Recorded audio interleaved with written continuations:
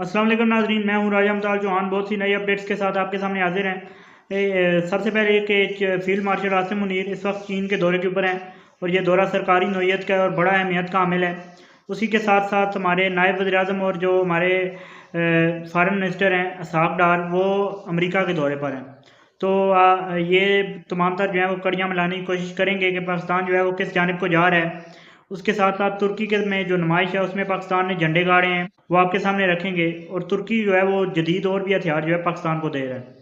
और उसके साथ साथ कंबोडिया और थाईलैंड के दरमियान होने वाली जंग की लेटेस्ट अपडेट्स आपके सामने रखेंगे।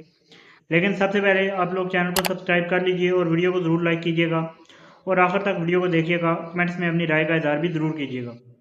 बात करते हैं फील्ड मार्शल आसम मुनीर। पहले अमेरिका का दौरा हुआ, उसके बाद अब जो है वो चीन के दौरे पर मौजूद हैं। और चीन के साथ हमारे जो हैं वो और तरह के ताल्लुकात हैं, अमेरिका के साथ ज़ाहिर है और तरह के ताल्लुकात हैं। अमेरिका कोई भी चीज़ जो है वो फ्री में नहीं करता।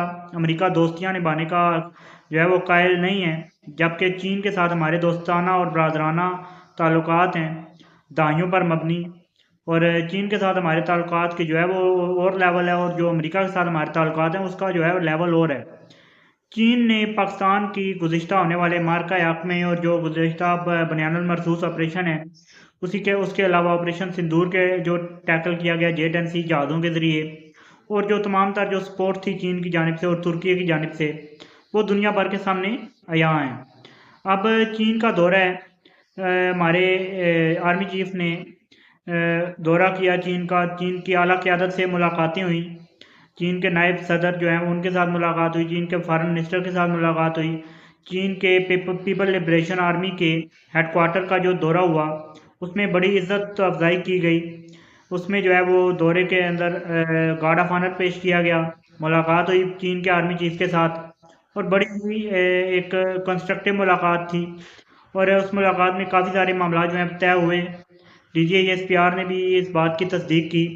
कल से जो है वो हमारे आर्मी चीफ जो हैं वहाँ पर मौजूद हैं। तो ये हमारी मिलिट्री की लीडरशिप है।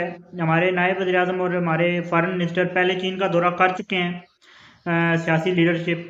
अब वो जो है वो चीन अमेरिका के अंदर मौजूद हैं। ज़ाहिर है अमेरिका के साथ हमारे एक तरह के डिप्लोमेटिक रिलेशंस हैं, तो जो कि निभाए जाते हैं, और डिप्लोमेटिक रिलेशन जो है वो अमेरिका के साथ भी हमारे भरपूर हैं। लेकिन चीन के साथ बरादराना ताल्लुकात हैं। चीन के साथ जो है वो आयरन क्लैड जो है वो हमारे ब्रदरहुड है, उसके साथ हमारा चीन के साथ हमारे दिफाई ताल्लुकात। चीन के साथ हमारे जो JF-17 थंडर ब्लॉक 3 हो, चाहे चाहे जो भी हो हमारा टेक्नोलॉजीज़ हों, उसमें चीन जो है वो हमारा साथ देता है। चीन से हम जो है वो हथियार लेते हैं। PL-15 मिसाइल्स जो कहा जा रहा था कि एक्सपोर्ट वर्जन है, जब उन्हें चलाया गया हमारी एयरफोर्स की जानिब से, तो वो असल वाले PL-15 जो चीन खुद के लिए बनाता है वो साबित हुए और वो निकले अंदर में से। और उन मिसाइलों ने जो है वो भारत को हैरान और परेशान किया। चीन के साथ हमारे ताल्लुकात और लेवल पे हैं, और अब जो है मज़ीद चीन के साथ जो है वो मज़ीद ताल्लुकात को वुसअत देने पर जो है वो दोनों रहनुमाओं ने और दोनों जो है मिलिट्री लीडरशिप ने इसके ऊपर जो है वो इत्तफाक किया है, और अब इन ताल्लुकात को मज़ीद बुलंदियों पर ले जाया जाएगा। अब बात करते हैं अब तुर्की के अंदर। दुनिया की दूसरी बड़ी नुमाइश, दुनिया में जो है वो दूसरी बड़ी नुमाइश होती है वो तुर्की के अंदर है। 40 ममालिक की सैकड़ों जो है वो इंडस्ट्रीज़ ने हिस्सा लिया। पाकिस्तान की भी 7 जो है वो इंडस्ट्रीज़ इसके अंदर शामिल हुई। पाकिस्तान के JF-17 थंडर को इसमें शामिल किया गया। पाकिस्तान के अंगूर जो आबदोज़ है उसको जो है वो शामिल किया गया। पाकिस्तान का बदर मिसाइल जो कि आबदोज़ से भी फायर हो सकता है, जो कि ये कहा जाता है कि अमेरिका के मिसाइल को जो है वो बैक इंजीनियरिंग करके डेवलप किया गया था, वो भी इसके अंदर शामिल है। पाकिस्तान के और भी बहुत से हथियार इसके अंदर शामिल हैं। और अब बात हो रही है कि तुर्की के साथ मिलके ड्रोन इंडस्ट्री पाकिस्तान जो है वो लगाएगा, पाकिस्तान के अंदर बनेंगे। और वो ड्रोन जो है वो UK फाइटिंग व्हीकल्स अननेम जो है वो ये फाइटर जेट्स, और जिनके अंदर कोई पायलट नहीं होता लेकिन ये जेट का काम करते हैं, बहुत तेज़ रफ्तार ये ड्रोन्स हैं, वो भी बना रहा है पाकिस्तान तुर्की के साथ मिलके। तो तुर्की के साथ ये हमारे ताल्लुकात भी नेक्स्ट लेवल पे जा रहे हैं। अब बात करते हैं कंबोडिया और थाईलैंड की होने वाली जंग की। दूसरे रोज़ ये जंग दाखिल हो चुकी है, और इस जंग को जो है वो अब तोल बख्शा जा रहा है।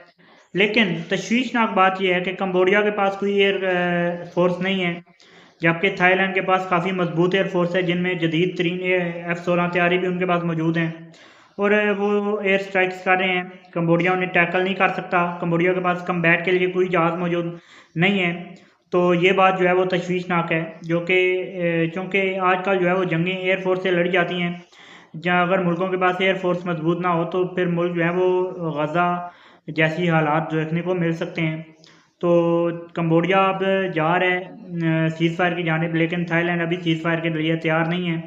तो ये दोनों ममालिक एक दूसरे के ऊपर हमले जारी हैं, लेकिन कंबोडिया भी भरपूर आर्टिलरी का इस्तेमाल कर रहा है, तोपों का और मिसाइल्स का भरपूर इस्तेमाल कर रहा है, रॉकेट्स का। तो ये जंग जो है वो अभी काफ़ी तवील होने वाली है। अभी तक यही अपडेट्स हैं, आने वाली वीडियोज़ के अंदर आपको जो है मज़ीद अपडेट्स भी देते रहेंगे। फिलहाल के लिए इतनी, चैनल को सब्सक्राइब कर लीजिए और वीडियो को ज़रूर लाइक कीजिएगा। मुझे दीजिए इजाज़त। अल्लाह हाफ़िज़।